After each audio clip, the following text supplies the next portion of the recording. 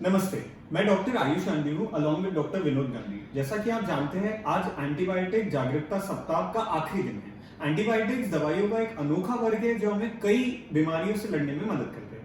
करीबन 100 साल पहले अलेक्जेंडर फ्लेमिंग चाचा ने एक अनोखी दवाई का खोज किया था, पेनिसिलिन। पेनिसिलिन ने हमें कई दशकों तक बीमारियों से लड़ने में मदद की, बट आजकल पेनिसिलिन का कोई उपयोग नहीं कर रहा है। ऐसा क्यों है?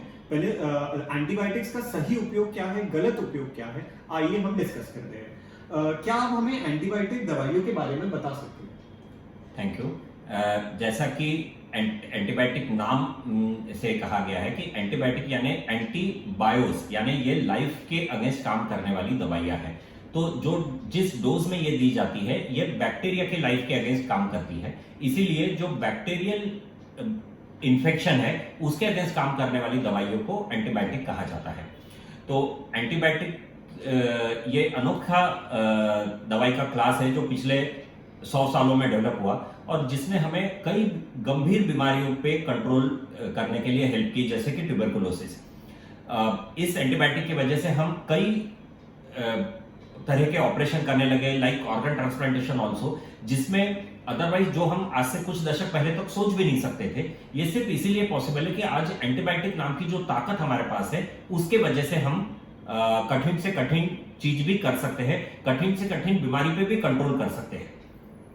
क्या हम किसी भी बीमारी में एंटीबायोटिक्स का उपयोग कर सकते हैं? नहीं, एंटीबायोटिक ये बहुत पावरफुल दवाई है, लेकिन इसका ये मतलब नहीं कि ये सब बीमारियों में असरदार रहेगी। जैसे कि शुरुआत में हमने बताया, एंटीबायोटिक बैक्टीरियल इन्फेक्शन में कवर करेगी। तो जो इन्फेक्शन बैक्टीरिया से हुए हैं, जैसे टॉन्सिलर इन्फेक्शन या न्यूमोनिया, उसी में एंटीबायोटिक काम आएगा।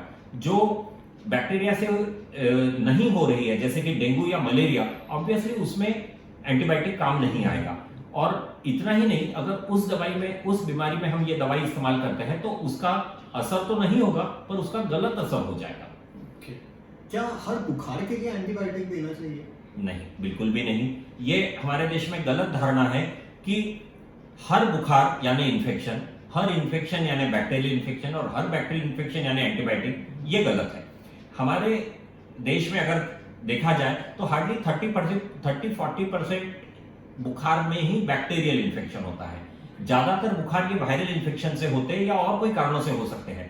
तो सिर्फ जो बैक्टीरियल इन्फेक्शन है, जिसमें क्लियर हो गया कि ये बैक्टीरियल इन्फेक्शन है, उसी में एंटीबायोटिक यूज करना चाहिए। जैसे बुखार के पहले दिन हमको ये क्लियर नहीं होगा कि ये टॉन्सिलर इन्फेक्शन है, मे बी इसको 2-3-4 दिन लगेंगे, उसके बाद डॉक्टर को क्लियर होगा कि अच्छा ये टॉन्सिल का इन्फेक्शन है, तब वो दवाई इस्तेमाल करेगा जो टॉन्सिल के इन्फेक्शन में काम आती है। हो सकता है बुखार के 7वें दिन डॉक्टर को ये क्लियर होगा कि अच्छा ये टाइफाइड है, तो उसमें ऐसा एंटीबायोटिक यूज होगा जो टाइफाइड में काम करता है। बुखार के पहले दिन हर बुखार को हम वायरल इन्फेक्शन ही समझना चाहिए और इसलिए हमने एंटीबायोटिक चालू करने की घाई नहीं करना चाहिए। ये तभी पॉसिबल है अगर आप आपके डॉक्टर पे पूरा विश्वास करते हैं और उसकी बताई गई तरीके से ही ट्रीटमेंट करते हैं। राइट।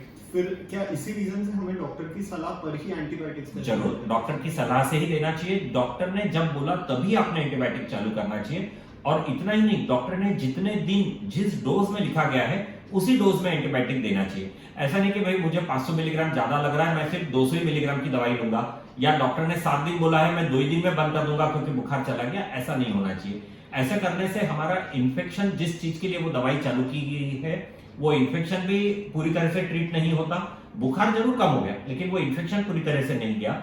और जो बैक्टीरिया को ये एंटीबायोटिक एक्सपोज हुआ है, वो बैक्टीरिया भी इस एंटीबायोटिक के अगेंस्ट रेजिस्टेंस हो जाते हैं।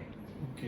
क्या यही एंटीबायोटिक प्रतिरोध या antibiotic resistance? Yes, antibiotic resistance. अगर बैक्टीरिया एंटीबायोटिक को एक्सपोज हो गए तो बैक्टीरिया बहुत स्मार्ट है, उसमें ऐसी शक्ति है कि वो अपने आप को चेंज कर लेते हैं, म्यूटेट कर लेते हैं, जिससे कि अगली बार वो एंटीबायोटिक इस्तेमाल हो तो वो असरदार नहीं रहेगी।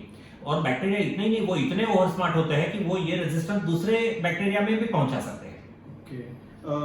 एंटीबायोटिक स्टुअर्डशिप प्रोग्राम क्या है और हम इसके तरफ क्यों बढ़ रहे हैं? ये जैसा कि अभी हमने डिस्कस किया कि पिछले 30-40 सालों में लोगों के ये समझ में आ गया कि एंटीबायोटिक ये ऐसी क्लास ऑफ मेडिसिन है जिसको हमने प्रिजर्व करना चाहिए, जिसको हमने संभाल के इस्तेमाल करना चाहिए, क्योंकि एंटीबायोटिक कोई रोज रोज बनने वाली नहीं है। 1950 से 1980 के दशक में जो एंटीबायोटिक बने, 1980 के बाद लोगों के समझ में आया कि ये एंटीबायोटिक हमेशा के लिए काम नहीं आएगी, ये धीरे धीरे असरदार नहीं रहेंगे। तो इसीलिए पिछले 30-40 सालों में पहले अमेरिका में ये एंटीबायोटिक स्टीवर्डशिप प्रोग्राम चालू हुआ, जो शुरुआत में ऐच्छिक था। लोगों ने अपने मर्जी से ये डिसाइड किया कि हम एंटीबायोटिक का जहां जरूरी है वहीं इस्तेमाल करेंगे, जिस पर्टिकुलर इंडिकेशन के लिए एंटीबायोटिक देना चाहिए वही पर्टिकुलर एंटीबायोटिक वहां देंगे। इस तरह से एंटीबायोटिक स्टीवर्डशिप प्रोग्राम चालू हुआ। धीरे धीरे हॉस्पिटल्स, इंस्टीट्यूट, इन्होंने ये इसको पॉलिसी बना लिया कि भाई मेरे अस्पताल में ये एंटीबायोटिक इसी तरीके से इस्तेमाल होगा। अगर टॉन्सिल है तो टॉन्सिल पे असर करने वाली ही दवाई काम आएगी, वहां टाइफाइड पे असर करने वाली दवाई काम नहीं आएगी। अगर डायरिया है और वो वायरल है तो उसमें एंटीबायोटिक नहीं इस्तेमाल होगा। तो हर हॉस्पिटल में, हर इंस्टीट्यूट ने अपनी अपनी पॉलिसी बनाई। जो डॉक्टरों की संस्था है, वो डॉक्टरों की संस्थाएं भी इसको प्रमोट करती है। तो आज आईएपी, जो इंडियन एकेडमी ऑफ पीडियाट्रिक्स है, ये एंटीबायोटिक स्टीवर्डशिप प्रोग्राम के लिए सभी अपने मेंबर्स को बहुत उत्सुकता बढ़ाता है और उनको प्रोत्साहित करता है कि एंटीबायोटिक स्टीवर्डशिप प्रोग्राम उन्होंने इंडिविजुअली और इंस्टीट्यूट्स ने फॉलो करना चाहिए। अमेरिका के कई स्टेट्स में ये तो लॉ बन चुका है। Thank you so much for all the information about antibiotics. तो आई होप कि हम अगली बार एंटीबायोटिक्स लेने या देने से पहले डॉक्टर से पूछ के लेंगे। Thank you. जरूर। एंटीबायोटिक प्रिस्क्राइब करने के पहले हमने दोबारा सोचना चाहिए, सही डॉक्टर की सलाह लेनी चाहिए और उसके बाद ही एंटीबायोटिक का प्रयोग करना चाहिए। धन्यवाद।